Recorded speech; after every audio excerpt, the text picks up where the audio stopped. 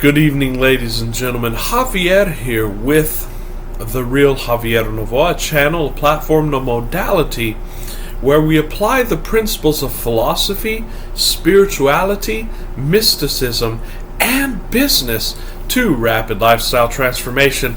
A huge video tonight, ladies and gentlemen, continuing on in our series of the hands in the clay and the nitty-gritty of rapid lifestyle transformation, ladies and gentlemen. Wealth building in rapid lifestyle transformation from the point of view of law of assumption, law of attraction, and the common sense principles that we teach on this channel. You don't want to miss this video, ladies and gentlemen. But first, if you haven't subscribed to our channel, do us a favor and hit the subscribe button below.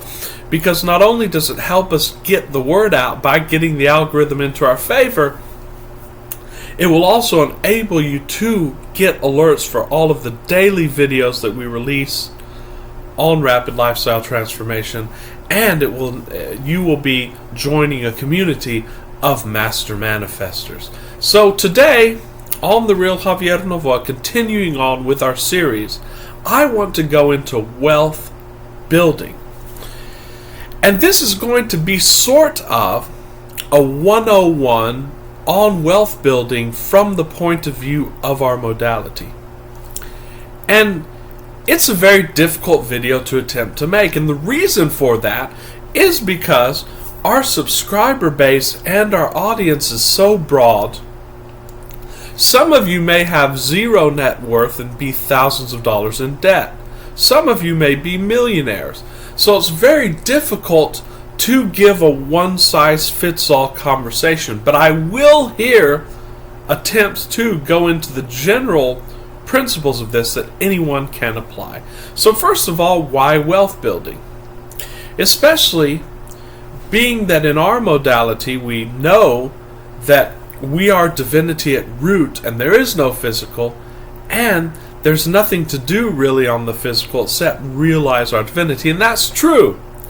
But we are multidimensional beings. And as we've talked about in past videos, while we're on a film roll, and this trajectory of our daily life is a film roll, well, we're being held onto that film roll by energy and by momentum. And of course you can get onto any film roll that you want eventually, but it's harder to do while you're being pulled onto the film roll that you're on by unresolved issues that are pulling you there energetically. For example, if you're not financially secure on this film roll and you have to worry about where your next meal is coming from, you have to worry about your daily and monthly bills, it's going to be a lot harder to devote your attention to getting on the film roll that you want. You can do it, and we give you the principles and the tools and techniques to do that in this channel, but it's a lot easier if you go about the route of smoothing out the path of the current film roll that you're on. So, for those of you who have not watched our previous videos where we explained the concept of film rolls, this concept was taken from the book Reality Transurfing by the great Russian mystic and author Vadim Zeland. And in it, he talks about the entirety of the universe drawing upon quantum physics as a field of all possibilities. And these possibilities are actually an infinite series of, well, cause and effect chains. If this happens, then this will happen. And of course, all possible cause and effect chains must be represented. Of course, we don't want to get too far down the rabbit hole here, but these can be represented as film rolls. And like film rolls, they are stagnant and still and immobile until they're put into the machine, and then they become moving pictures. But they're only moving pictures as we focus on them, and we can only focus on one frame at a time within any given film roll. Of course, as Vadim Zeland explains, what activates a certain film roll is our attention to it. So this is the explanation that he gives. And of course, the main concept is that when we're trying to change our reality, as Joe Dispenza says, we must become a different person. And as Vadim Zeland would explain, we must get onto another film roll. We get onto another film roll by lighting it up with our attention. But the amount of tension that we can dedicate to getting onto a new film roll can be hampered and limited by the energetic pull of the current film roll. And one of the major reasons for the energetic pull of the current film roll is trying to resist the current film roll due to extreme discomfort or due to unresolved situations on that film roll. So the best way to go about it is to first smooth out the film roll that you're on. And that's why we give a lot of these modalities. That's why we give them actually the modalities of getting into an alpha state, of getting into presence, and then the modalities of doing what you can while you're on the film roll. Well, this whole concept of wealth building and wealth creation 101, the first part of it is about getting stable, as stable as you can, taking the steps to getting as stable as you can on the film roll that you're on. And of course, these concepts and modalities all tie into one another. There's not one that's independent from all the others, but rather each one feeds into the other. For example, as you get into state, which is independent of any action that you take on the ground, in fact, you can be taking an action according to the script of the film roll you're on, and in your focus and your state be on the other film roll already, and have it not matter what's going on in this film roll. But when you get into state, you will be inspired to certain actions to take on the current film roll that you're on in order to get you to the other film roll. I don't want to make this too complex, but the whole point is you're trying to get to the film roll in physicality where you want to be, which of course you can get to immediately by launching or by lighting it up with your consciousness. I hope you understand us just a little bit. But the main aspect of this wealth building, especially the first part of it, is to get stable on the film roll that you're on. So let's begin in earnest here. We know why we should build wealth just from the current climate. It's that the economy is so uncertain, and it's becoming more necessary than ever to have your own independent streams of income and your own independent stability, because we're not going to be able to depend on a job, a boss, a community, even a family for very long, because things are so uncertain and things are so unstable. So it shouldn't take a lot of convincing for that. And plus, on this channel, we talk about being independent from a job and a boss. Why? So again, you can dedicate yourself to those higher pursuits. You can dedicate yourself to becoming the person that you wanted to become while you were here. It's going to be a lot harder to do that while you're stuck in a cubicle. And the first step out of that is to start building wealth. And this is the game, so to speak, because it's all a game. This is the game that we're going to be talking about in this video. The first concept that I want you to get very firm in your mind, and it's a concept that all wealthy men have demonstrated in their lives, some have written about, and many of the great teachers have written about, including Robert Kiyosaki and others, is that if you approach this game from a point of view of playing defense, you've lost before you started the game. This is not a defensive game, ladies and gentlemen. The game of wealth, the game of investing, the game of entrepreneurship, which is all really one concept. Because what is money? It is a congealment of energy. And all of these pursuits are about the expenditure of energy to get more energy back. That's a great definition that I got from that book that we talked about yesterday, The Intuitive Investor, which is a book that I recommend you all read. So it's all energetic. Money doesn't really exist. It's digits. But it's a representation of the energy that you've put out there and the income and the inflow and the outflows of energy. And this is the key concept.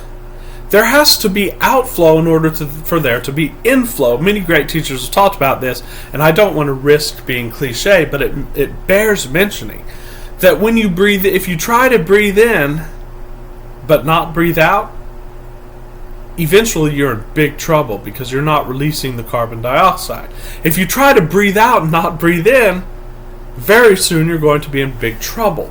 So playing defense in the financial realm, this is the mentality of the person that says, I'm not going to take any risks. I just want to save as much as I can and not venture out. Well, if you're simply hoarding money and holding on to money, which is really holding on to energy, but you're not allowing that outflow to happen, which is investment and expenditures and so on and so forth, well, you're going to be in big trouble.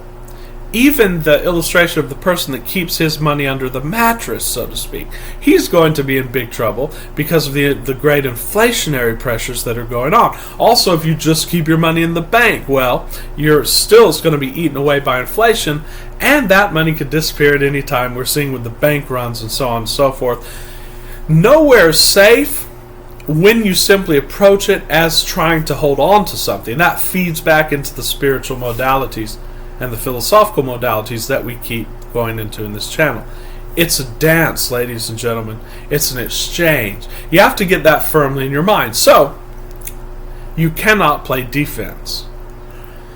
You have to constantly be stepping into the unknown, as Joe Dispenza says, because the known, not only is it stagnant, but because of your vibrational change, the known, the what is actually falling to a lower and lower vibration. I want to explain this to you briefly.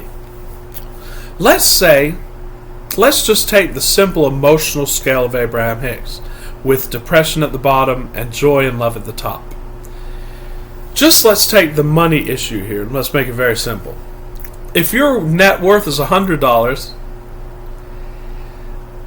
the net worth of $200, let's just say all things being equal. Of course, we're not saying that money gives happiness, but all things being equal, the net worth of $200,000 is going to be way up there on the emotional scale, probably in joy. So, when you think of your $200,000, all things being equal, you're going to go from, say, boredom or even frustration with your current situation, or even despair, to joy. Now, when you finally get to the $200,000, let's say your net worth just stays now at $200,000. Well, at first you're very joyful about it. But what happens after a few months or even a few years? That $200,000 has now fallen to boredom. You're now at boredom with the $200,000. And now, all things being equal, $1 million is going to be up there in joy for you. What does that mean? Well, being that emotions represent vibration, that means that the $200,000 is now vibrationally lower than it was before you got it, before you had that. And that's what life is all about. Life is about constantly achieving new vibrational resonance with new desires. If you're not doing that, you're remaining stagnant.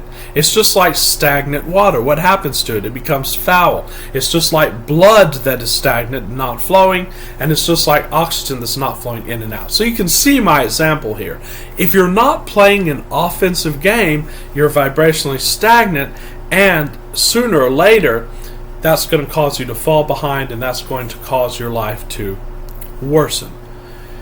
Jeff Bezos talks about this also from simple business analogies, and we've gone into this in other videos, where he said that an entrepreneur needs to constantly be taking bets while it's relatively easy. He needs to be going in new directions and saying, what would happen if I tried this? Because if he doesn't, his business is not going to change. It's going to fall behind because of the movement of vibration. And soon he's going to have to make a Hail Mary pass, but this is going to have to be a bet the farm pass. So the point here is that you want to play offensive, but you want to do it when you don't have to bet the farm. So the first step to actually playing this offense is attaining some kind of semblance of a financial stability, at least a set of habits. And for this, there's no better book for the beginning stages of financial stability, even though we don't agree with all of it. There's no better book than The Richest Man in Babylon. I'd recommend everyone read this, and if you've read it before, read it again. The first step that we always tell our students, and if you're a high net worth individual, you can ignore this because you've gotten past this step. The first step is to start putting away 10% of your income no matter what. Now, I remember Robert Kiyosaki said his rich dad would always put away 10% even when the IRS was after him. Come hell or high water, it doesn't matter what happens, you need to be putting away 10% of your income automatically. Now, what to do with that, we can discuss the steps. But you need to put that aside. That needs to be income that you're not spending.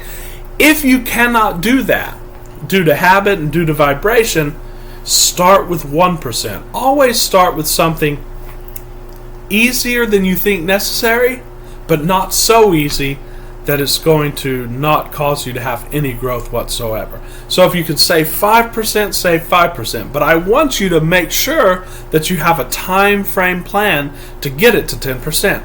And you put that 10% in a locked box. It never comes out. Now, the first thing that you need to do is get an emergency fund. And you'll use that 10% to have at least 3 months emergency fund.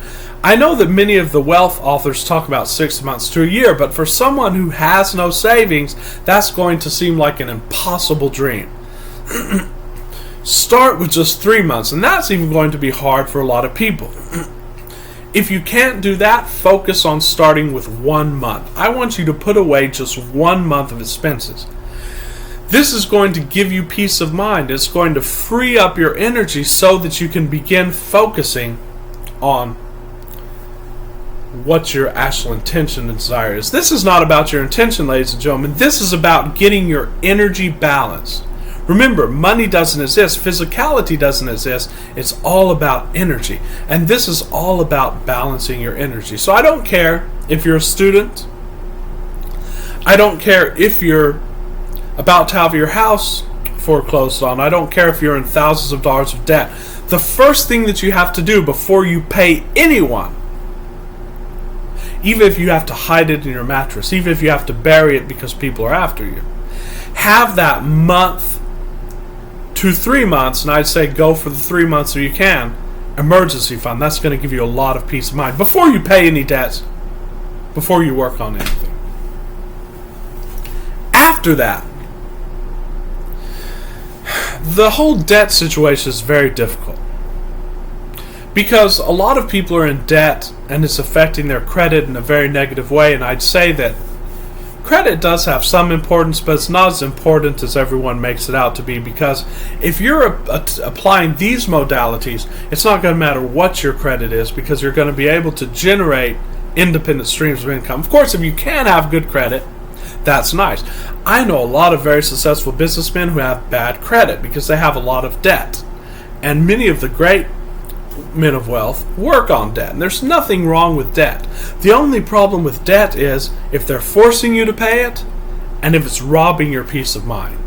So if it's something that's urgent and extreme, then once you get that 3 months emergency fund, if you have to, now start taking a third of the 10% that you save and start paying off those debts.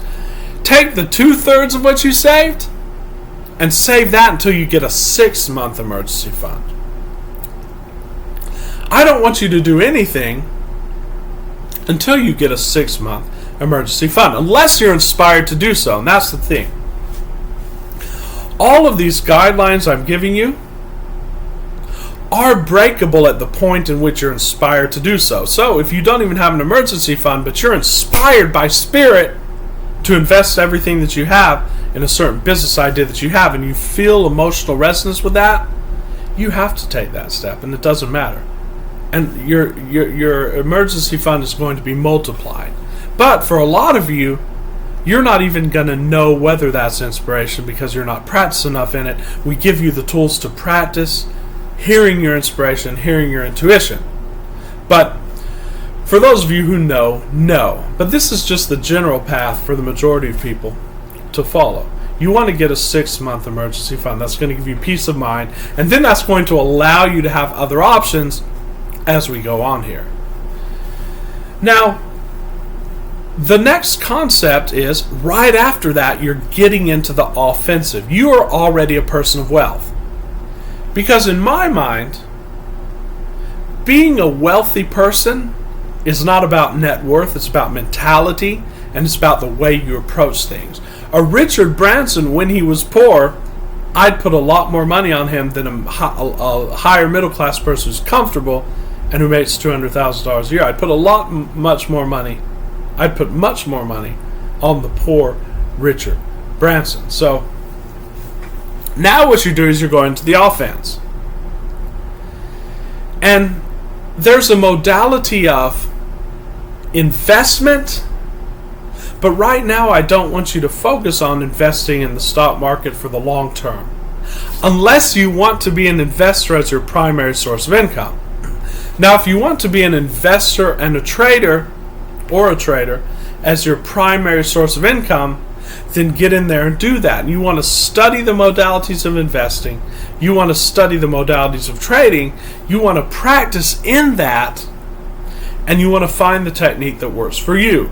And basically that's all goes into having a good risk management mentality, which means that every single trade you make, for example, you say, I'm not going to lose more than 2% of my total portfolio. It could be more if your portfolio is smaller.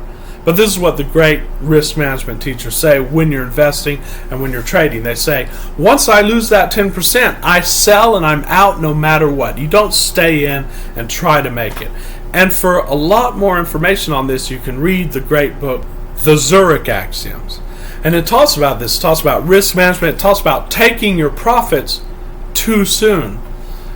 You take your profits sooner because you never know when that's going to go south. But for the majority of you, I'd recommend starting to use that wealth, that saving or that wealth that's now coming in, to invest in yourself, to invest in your ability to be independent from a boss. And that's going to mean investing in businesses, investing in a business for yourself. That could be investing, that could be selling something, that could be selling a service or an expertise, that could be developing a course. And in my coaching, I go into, with clients, what's going to be the best path for them according to their personality types, according to their interests and passions. But you're going to start to build an income based upon these 10% savings that you are setting aside after you've got the 6-month emergency fund. Now, those savings beyond the 6 months, you don't want to put them in a bank. And what if either your business is something that you don't have to invest it all in now, or you're still trying to find what business works for you, you're in the testing stages, you want to keep that money in what the great Tony Robbins calls, I believe it was Ray Dalio who coined this term. And it was actually Harry Brown in his book, Fail-Proof Investing, that talked about this concept, a 4 seasons portfolio. And that is, you want to divide your money up into stocks, bonds, metals, and cash. And what you want to do, if you're not an active investor, but you just want to have a place to keep your money where it can generate more returns over time than keeping it in a bank, until you actually have a specific area to allocate it in a business that you're executing. You'll want to divide that up into those 4 categories, and then you'll want to rebalance the portfolio on a periodic basis. So let's say you have $4,000. You put $1,000 in stocks, $1,000 into bonds, $1,000 into precious metals like gold or silver, and you keep $1,000 in cash. Well, by the end of the quarter, the cash may be $2,000, the bonds may be $500, the stocks may be $3,000. Let's just say it like that.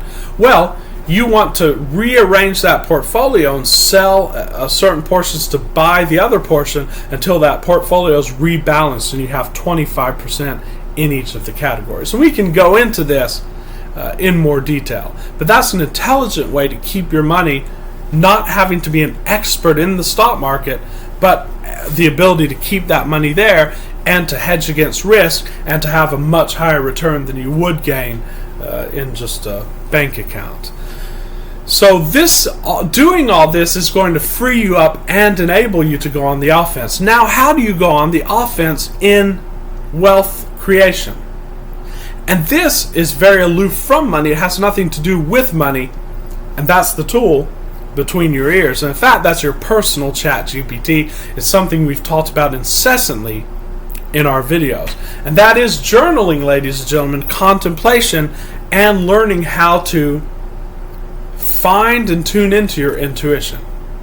You're going to start seeing opportunities everywhere. You're going to actually turn your brain into an opportunity sensing radar. And again, the author of The Intuitive Investor talks about this. When you're at a restaurant, you see that a certain kind of tortilla chips is being used, and you say, who made the tortilla chips, and why is this one being used as opposed to the other one? And sometimes you stumble upon some investment information there. You're always on, and you're always open to opportunities. How do you open yourself to opportunities? Well, you get into flow the first thing in the morning. This is when it's going to become very important to start following the modality of this channel where we talk about a feeling as good as you can, because what that does is that prepares your antenna. It prepares your radar, so to speak, and it allows you to tune in to opportunities that you wouldn't have otherwise noticed. Because remember, the reticular activating system filters out 99.99% of inputs that are given to the senses. Based upon our mood and how we feel, and this is why the vibration in the emotional state becomes so important and why it's discussed heavily in all of these mystical ideologies, is because according to your mood and according to your beliefs and according to your script and your programming, you're going to be able or unable to see certain aspects of the world around you that would be giving you information about what you're trying to accomplish. That's why it becomes very important to get into an alpha state. And it's interesting in this video that we'd be discussing that, but this is the most important aspect to building wealth, to becoming an entrepreneur, is to know how to get into that alpha state very quickly. And if you can't do that, to feel as good as you can. Because if you're not feeling good, ladies and gentlemen, chances are a lot of these opportunities in the environment around you are going to pass you by. Now, don't worry about that and then try to feel good, because you can always remember, if you're not having a good day or feeling good, you can always remember that that's just a game. You can go back to your divinity and say, you know what, it doesn't matter how I feel, I have it now. And you do have it now. All of these discussions that we're having right now just applies to the physical world of film rolls, and specifically this film roll, and what it's helping you to do is to be able to focus on the other film roll. So this is the beginning discussion, ladies and gentlemen, on wealth building, and we're going to be incorporating it a lot with the videos that we are coming up with in the next few days about how to rapidly transform your life. It's going to be very quick if you apply the principles that we talk about, if you apply the processes, and if you get into state, ladies and gentlemen. But what I want you to do is actually plan out now how you're going to start the first steps of this if you have not. And if you have, how are you going to solidify that? I want you to focus on the 3 months emergency fund. I know it sounds banal, but this is very, very important. If you can't do that, focus on the 1 month emergency fund. Now we're going to talk about, in the next video that's coming up on this, about how to start taking small steps, how to test your ideas without spending any money, or by spending very small amounts of money before you go all in. The great Mark Cuban said, anyone who borrows money to start a business these days is a complete fool. And he said almost any business now can be started with $2,000 up front. Now, this was years ago. We could say now $3,000 or $4,000. But any business can be started on the front side with under $5,000, according to the great billionaire and venture capitalist Mark Cuban. So remember that. You'll want to test out your ideas. You'll want to get good data. You'll want to tweak them before you start spending serious money on them. And this is how you're going to start generating your streams of income. And we will talk about different modalities of that. We'll talk about the fact that the wealthy, the great Gary North put this concept out there in a book that I read about that years ago. The wealthy always separate their money or their wealth into buckets. So there's a bucket for investments, there's a bucket for savings that you need, there's a bucket for this company, there's a bucket for that company, but they always pre-separate their money into buckets. It's not just one big amorphous blob of money. The money is always ascribed to a category and to a purpose. And that actually energetically respects money. Because remember, as the great Vadim Zeland said, money is a pendulum. And how would you expect to get on the good side of that pendulum if you don't respect its representatives, its children? So respect money. Don't put money on a pedestal, but respect it, categorize it, think about it, put it in a beautiful package, so to speak. We're talking about conceptually here. And if you respect money and esteem money, putting into practice all of the other steps that we're going to be giving in these videos, you will start opening the floodgates, so to speak, or the floodgates will be open unto you of all the wealth that you can imagine, that you can need, and that you can want. We're going to be talking about this a lot more, ladies and gentlemen, so thanks for watching. If you enjoyed the video, if you enjoy all of our videos, please subscribe and like to the channel, as we said at the beginning of the program. Also, I am doing coaching calls where I will take you by the hand through these modalities, and you will accomplish more in weeks and months than others accomplish in years. I will put my email in the description. Thanks a lot, ladies and gentlemen. This is Javier with The Real Javier Novo. Much love and appreciation. I'll see you guys tomorrow. Same time, same place.